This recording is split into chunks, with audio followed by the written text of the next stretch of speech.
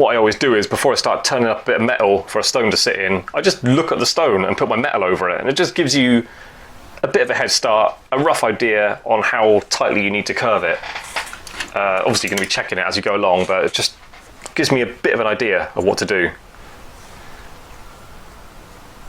So I just do a little bit like that on my metal and then just compare it to the stone. Okay, yeah, right, that's not enough, there's too much, whatever. I just know what to do as I'm proceeding.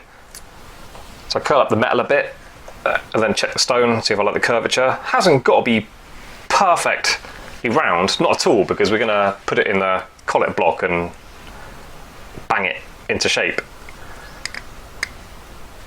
Things can size up a little bit on you as well doing that, so I don't know, there's an element of just doing it by feel, but then at the same time by using the tools to tap it round you end up changing it a little bit again, so you could almost make it a bit big on purpose. I never do that, but at the same time I know what comes next when using certain tools, so I don't know, up to you, however you want to work. So I get that, it's about right. It's not perfect, but it's about right. What I tend to do is scissor things out of alignment on purpose.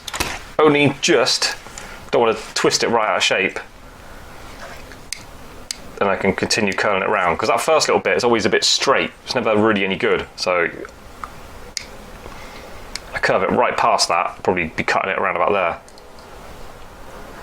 Put the stone on, a little bit too big, perfect, that's fine. That means I can cut it and reshape it and not worry about it going too small.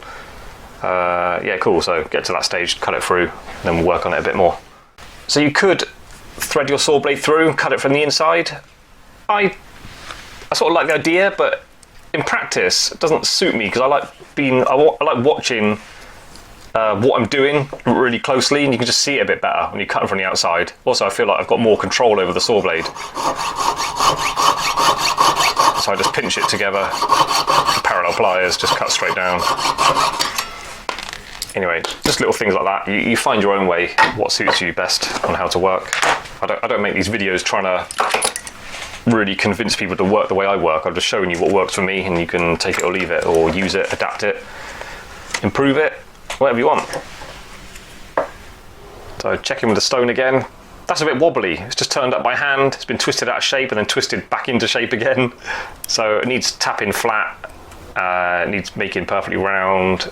It's too big. So anyway, I don't know what to do just from looking at it with the stone anyway. So I'll cut a bit out and then I'll get the join really tight and nice, then I'll tap it around and get it good.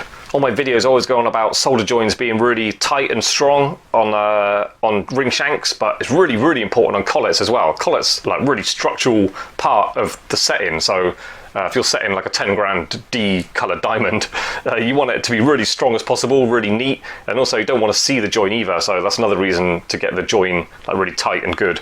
So yeah, take your time with getting the joins right. It seems like a small, delicate one. You could get away with maybe it just having extra soldering or something to fill up a gap, but I think it's more important than even a ring, the shank join after sizing or something, because it's just such a structurally important part of the ring. But also it's just next to the stone as well, so if you are, after polishing, you can see a little solder line.